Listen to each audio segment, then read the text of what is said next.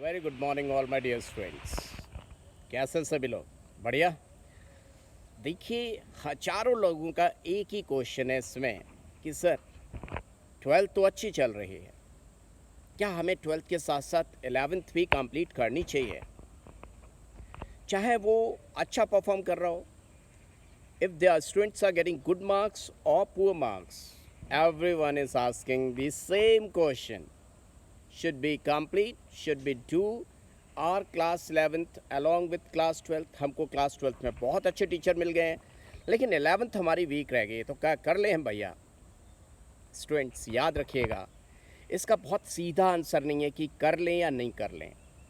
अगर आपका class 12th का कोई भी चैप्टर ऐसा चल रहा है जिसका बेस 11th से रिलेटेड है, तो डेफिनेटली आपको वो बेसिक कॉन्सेप्ट क्लास 11th का आना चाहिए। Definitely you should know that basic concept of class 11th, then only you can get good command और concept clarity on class 12th concept.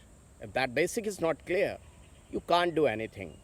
But if the chapter is not related, whether it is physics, chemistry, bio, maths, whatever the chapter is there, whatever the subject is there, if that is not related with class 11th, basic fundamentals of class 11th is not required in that subject, don't do it.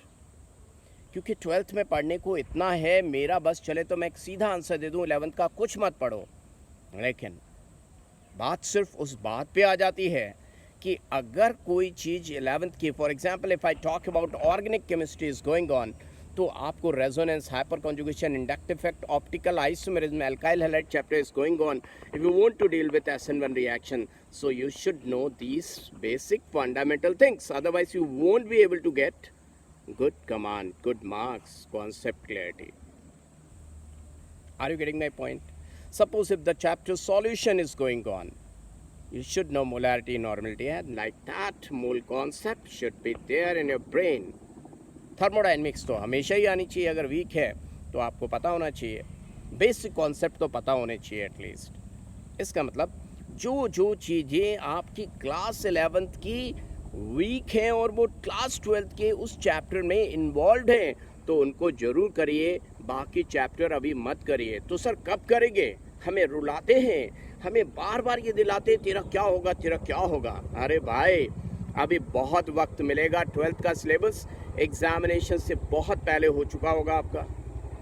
दूसरी बात, दशहरे की छुट्टी, दीपावली की छुट्टी, number of छुट्टीज़ will be there, holidays will be there, उसमें आप कंप्लीट कर पाएंगे। बहुत सारी वेकेशंस आएंगी, वहाँ आप क्लास 11th करेंगे। और इवन अगर अच्छी कोचिंग में पढ़ रहे हैं तो क्लास 12th कंप्लीट कराने के बाद वो क्लास 11th कराएंगे ही कराएंगे, तो उसकी चिंता बिल्कुल मत करें।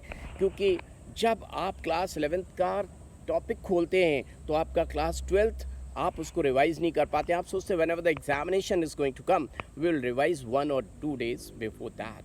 My dear students, class 12th का कोई भी टॉपिक चल रहा है उसको दिमाग में फीड करिए और दूसरे दिन एकदम जंग पे जैसे सैनिक जाते हैं तैयार होके कि लड़ना है आज, वैसे क्लास 12th की क्लास में दूसरे दिन एंट्री करिए कि मुझे सब कुछ पता रहना चाहिए, whatever my teacher has taught me, और whatever the thing is there that should be feed it in your brain. कहते हैं ना, कॉपी में छपे हो तुम, दिमाग में छापूंगा, जब चाहे तुझे देखूं आईना बना लूंगा।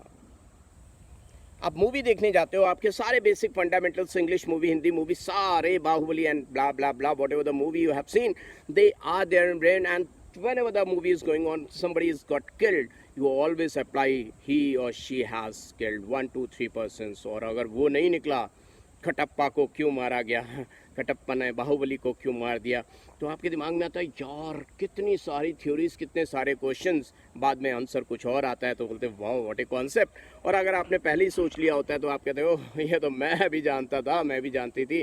तो ऐसे ही पढ़ाई में आप तब कर पाओगे जब आपके बेसिक फंडामेंटल्स क्लियर रहेंगे। तो whatever the chapter is going on, just focus on that in that chapter, कि आप क्लास में जब प्रेजेंट होते हो तो आपके दिमाग में वो सब चीज़ फीडेड रहना चाहिए। Then you should develop questioning mind. में जब पढ़ता था तो मुझसे भी ज़्यादा इंटेलिजेंट लोग थे, जब वो क्वेश्चंस पूछते थे, या आप देखिए टेस्ट पेपर के टाइम में उस समय कोई बच्चा पूछा और this value is not given over here, मैं सोचता था यार कौन सी वैल्यू नहीं दिया, इससे कैसे पता चल गया। तो बेसिक फंडामेंटल कॉन्सेप्ट क्लियर होते हैं तो बच्चा जब क्वेश्चन पूछता है तो कुछ लोग सोचते हैं यार कैसे क्वेश्चन पूछ लिया, इसने पूछ लिया, मेरे दिमाग में क्यों आया, और आंसर जल्दी आ गया, मेरा आंसर क्यों नहीं जल्दी आ रहा, मेरे को टाइम क्यों लग रहा है।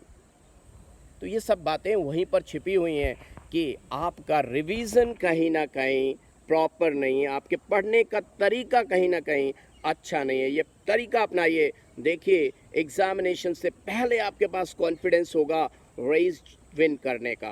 आप आधी जंग तो रोज जीत रहे होंगे, तो कॉन्फिडेंस लेवल आपका ही हाई होगा, किसी और का नहीं होगा। ये याद रखिए मेरी बात। Definitely you will get good marks, right. आपको कैसा लगा कमेंट सेक्शन में लिखकर जरूर बताएं, राइट माय डियर स्टूडेंट्स।